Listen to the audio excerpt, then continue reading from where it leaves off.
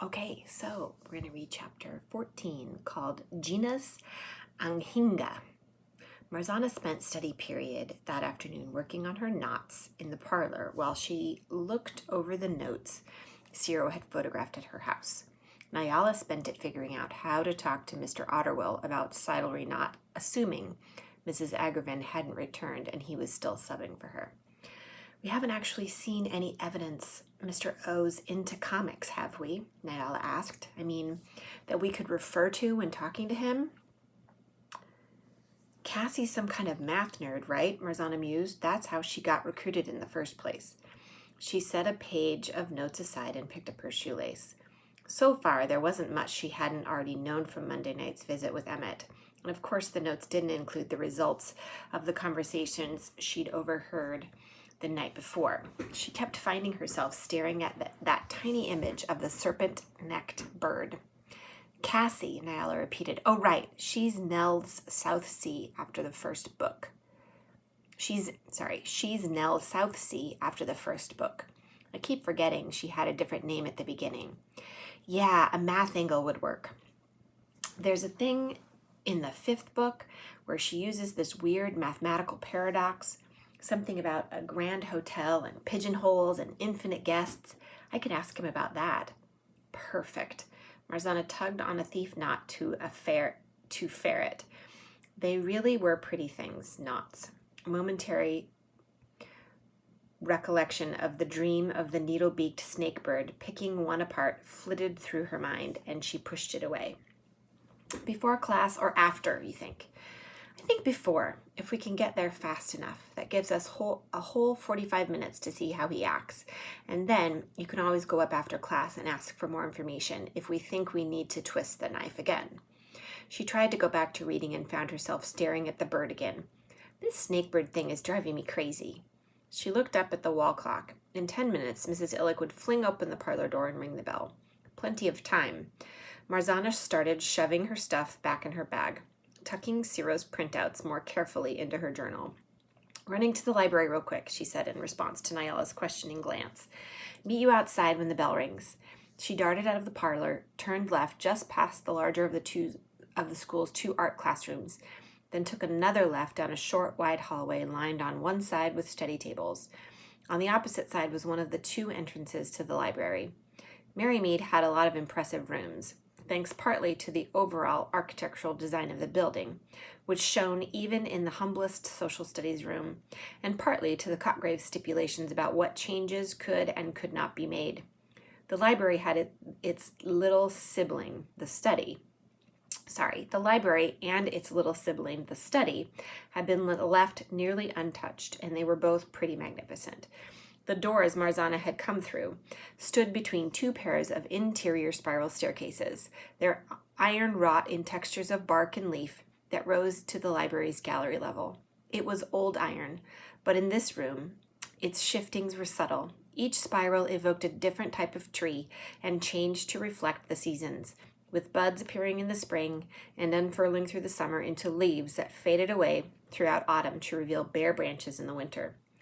The gallery ran all the way around the room, where the rows upon rows of bookshelves were interrupted at regular intervals by the heavy velvet curtains that tastefully hid the Cotgrave family's collection of questionable art.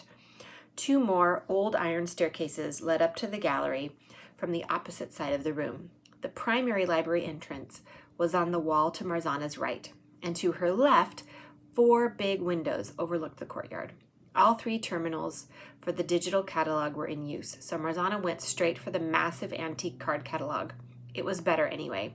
The digital search was mind-numbingly slow. Thanks again, Deacon and Morvingard. So, Miss Catton, the head library, kept the cards painstakingly up to date, and incoming students quickly got proficient at using them. Marzana flipped through one of the B drawers until she found what she wanted, then hurried across the room, darting past the research tables to one of the staircases on the west wall, taking care not to let her feet pound too loudly on the iron risers. The section she wanted bore an antique label that read Birds and Birding, in addition to a later librarian's numerical classification. The books on the shelves were a mix of Cotgrave inheritances and newer school acquisitions.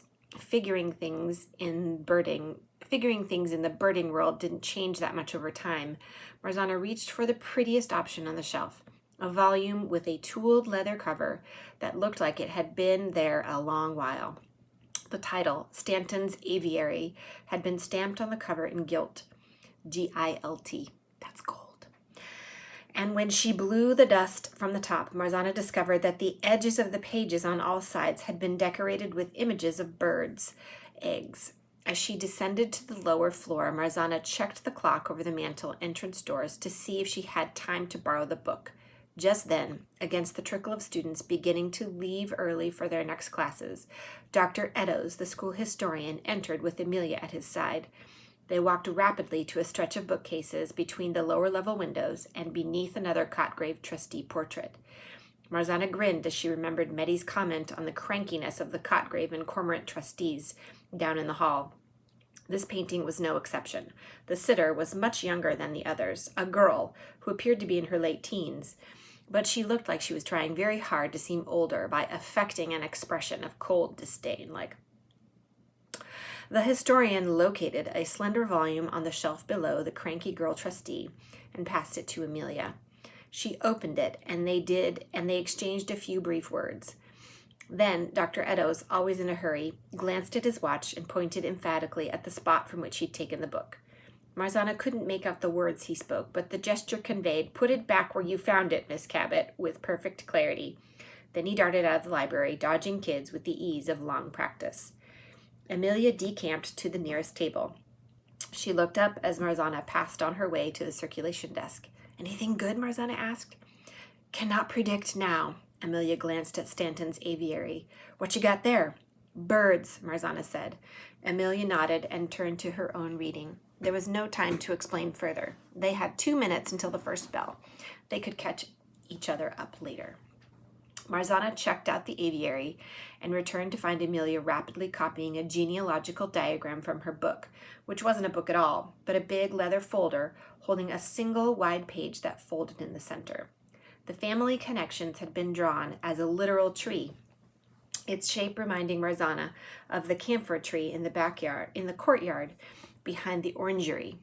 Occasional tendrils reached all the way to the margins, where they sprouted into blossoms containing the family crests of the various stately old families that had married into the Cotgrave lineage. Marzana sat beside her and opened the aviary. It was definitely old, the paper thick and textured, so that the words seemed pressed in rather than printed onto it. Black and white woodcut illustrations decorated pages here and there, along with a smaller assortment in color that had been done on different paper altogether, and pasted in along with a page of translucent vellum for protection. The birds were arranged alphabetically and had the latter half of the S's. And in the latter half of the S's, she found the entry for snakebird. Really, she found the illustration first. A bird with a crane's snake-like neck and long, sharp beak and the stubby legs and webbed feet of a duck. Snakebird, colloquial, any bird of the genus Anhinga, so called for its serpentine neck, a predatory waterfowl able to alter its natural buoyancy when in water, sometimes showing only its head above the surface. Abruptly, Marzana stopped reading as she remembered that she and Nyala needed to get to math as early as possible. Amelia looked up from her drawing and raised a questioning eyebrow. "Nyala and I have to be upstairs early," Marzana whispered. "I forgot." Amelia nodded. Then she appeared to notice for the first time the entry Marzana had been reading. She frowned. Then her eyes popped wide. As Marzana watched in confusion, Amelia reached out and dropped her index finger straight down on the word snakebird. Then she glanced back at the page she'd been copying. "That's why," she said softly. "That's why I knew it." Marzana, stunned, stared from her book to the Cotgrave family tree in the folder. "What?" she whispered. "I know why I knew the name Victor Cormorant." She tucked the family tree back into the folder and closed it. "No," she said preemptively as Marzana opened her mouth to demand more information. "You have a job right now. Go meet Nyala." "Don't you have to put that back?" Marzana whispered under her breath as Amelia shoved the folder into her backpack. "Yes, and I absolutely will, but thanks for the reminder." Amelia hurried back to the shelf where she'd found it and began shifting the books to hide the gap. Marzana turned back to the aviary and quickly read the rest of the brief entry. Snakebird, colloquial. That means like a common name. Any bird of the genus Anhinga, so called for its serpentine neck. A predatory waterfowl able to alter its natural buoyancy when in water, sometimes showing only its head above the surface.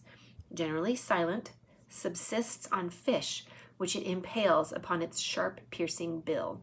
Often seen with wings upraised and outstretched in a fan over its head, for which reason it is often confused with a related species, the cormorant. The bell rang just as Amelia returned and scowled at the open book. Mars, why are you still here? They found Nyala in the hallway outside. Then all three sprinted up the steps. Talk now, Marzana said as she ran. Amelia gave her a disbelieving glance. You're kidding, right? I can't talk and run stairs. They parted ways on the next landing, where Amelia had to continue up to her social studies class. Marzana and Nyala raced to Mrs. Agravan's classroom and stopped outside the door to compose themselves. So, Nyala huffed, do you find something? Maybe, Marzana managed. Never mind that now. Focus on your thing. Her heart began to pound harder, even as her breathing began to settle. They were about to confront the only actual suspect they had. You ready for this? She asked. Nyala nodded seriously. Born ready. Inside, they found Mr. Otterwill erasing the previous class's notes from the projector. Hey, Mr. Otterwill, Nyala sang out. You have a minute? Marzana, whose job it was to observe and take notes, perched silently on a nearby desk as a couple of other early students began to drift in. Mr. Otterwill blinked. Sure. Remind me of your name? Nyala. She reached into her backpack, pulled out Cytlery number 5, and slapped it onto the projector surface. Immediately, the cover of the book splashed up on the whiteboard. I've been reading this series, and I thought you might be able to explain something to me. Marzana watched the substitute teacher look from the projection on the wall down to the book before him. He said nothing, just lowered his left hand to the cover. I'm sure you don't know the story, Nyala said casually, but it's basically, I know it, Mr. Otterwill said flatly. He looked down at the book for a minute longer. You want to know about the paradox of the Grand Hotel, right? Yes, that's so cool, Nyala explained, hamming it up. How did you know? Have you read them? Yes, I'm the advisor for a comics club at my regular school. There was definitely a tinge of something in his voice. Wariness? Sadness? It was hard to say. I had a couple of students who read this series. I really like it. I like how the main character builds herself a new knot, after she loses everyone in the first book. Nyala hesitated, and Marzana thought she could guess the calculations her friend was doing. How close to sail to the truth in order to try to get him to give something away. Marzana could almost feel her own blood pressure going up, and she wasn't even having to work out what to say next. But Nyala didn't have Marzana's hang-ups about speaking to people, and Marzana had forgotten that Nyala also didn't have to fake that particular connection to Peony. It makes me think of myself a little, she admitted. I lost a friend a couple years back. I mean, that sounds dramatic. He's not dead or anything, but we were best friends for a long time, and then we suddenly weren't close anymore. Do you have any idea what that's like? Mr. Otterwill stood so still, it was as if he had been frozen in place. I have an idea.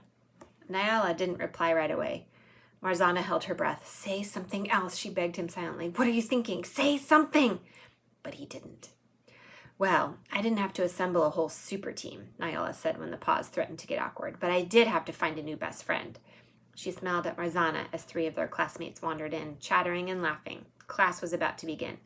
Anyway, the Grand Hotel paradox. You were going to explain it. Mr. Otterwill shook his head with the air of someone shaking himself awake.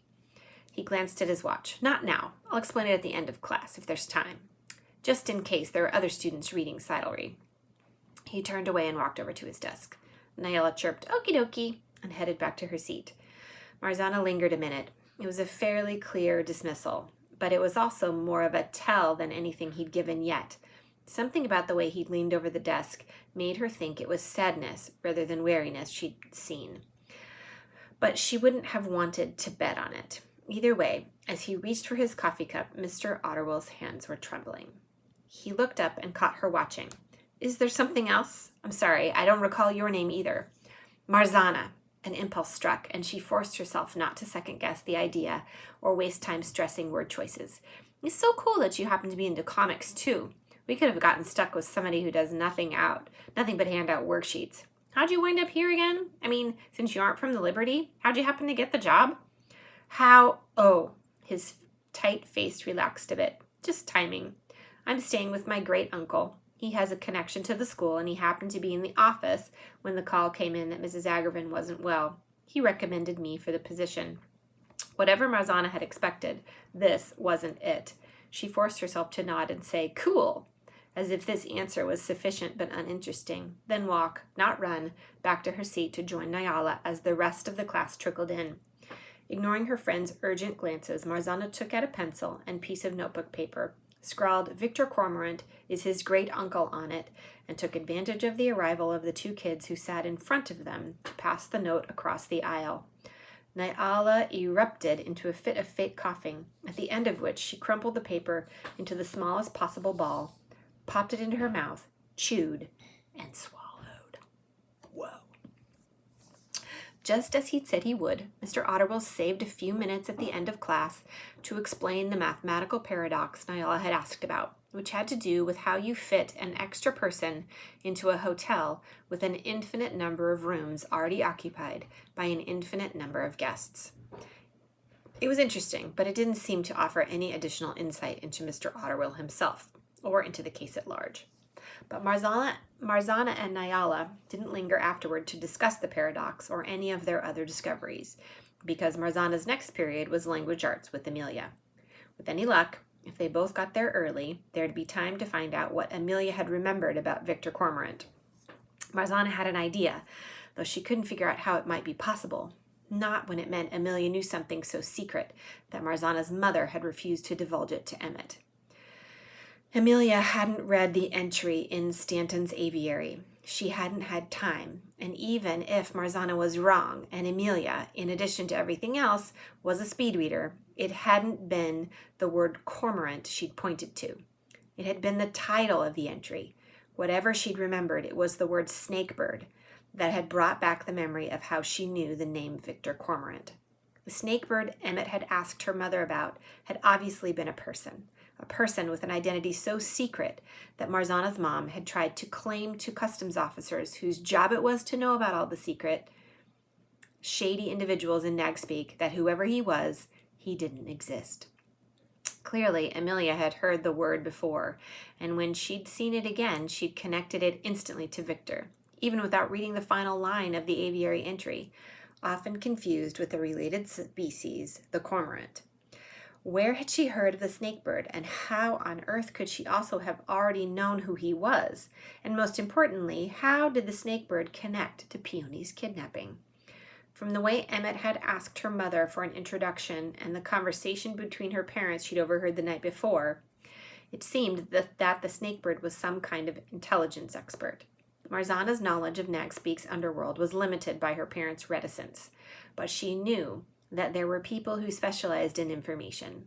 Hickson Blunt apparently was one of these. The snakebird, clearly, was a higher level one. No, highest level. Her mother had said that if it was he who'd supplied the information used to blackmail the cop who'd released Rob Gandwriter, then they had serious problems. On the fourth floor, Marzana mumbled a reply to Nyala's goodbye and hurried to her classroom. Amelia was waiting outside. As Marzana approached, she waved her over to a nearby water fountain. "Buy you a drink?" "Pretty please. Talk now," Marzana begged. Amelia gave a faint smile. "I thought I'd seen Victor Cormorant's name around here because of the Cotgrave-Cormorant connection, but I realized that's not where I heard it. I heard it in a totally different context. He's what's called a carrier, someone whose profession is information." She lowered her voice. "You know, underground stuff." Marzana dropped her own voice to the lowest whisper she could manage. "And he's called the snakebird?" Amelia nodded. "Your bird book jogged my memory. Where do you hear that name? Part of the original conversation that started this whole thing? Why didn't you mention it before?" "I think I just forgot it on that first day. Then my parents brought it up again last night. Plus, there was a mention of it in the notes Cyril copied. I was going to mention it when we met at the bookstore." "But how did you know it?" Marzana asked. Amelia made an apologetic face and gestured around them. There's no way I'm talking about that here. Maybe when we get to Sir Royal. Let me think about it. All right, Marzana agreed reluctantly. Then she grinned. How about the family tree then? Amelia sighed. No luck. The most recent family members shown on it are Catronia and Oliver Cotgrave. They're the ones who donated this house to the Department of Education. And their daughter Nadia and her husband Ezra Cormorant, he's the only Cormorant on there. She wrinkled her nose in annoyance. I asked Dr. Eddowes if there was something more up to date with all the more recent Cotgraves and Cormorants on it, and he got very defensive. Said he'd been meaning to do it for a while but hadn't found the time, and beat an even hastier retreat than usual, which perhaps you noticed. I did. Well, Marzana said crisply, I can shed a little light. Not sure how he's related to Ezra and the Cotgraves, but Victor Cormorant is Mr. Otterwell's great uncle. Amelia gave her a long, impassive look. All right, I'll say it. I'm impressed. How'd you find that out? I just asked, Marzana replied as the second bell rang, and they headed for the classroom door. I asked how he got the job. You just asked? Amelia repeated, and Marzana suspected the other girl understood perfectly well how big a deal this was. You did? Well, yeah, Amelia smiled. Good work. It's getting exciting. Chapter 15 is called The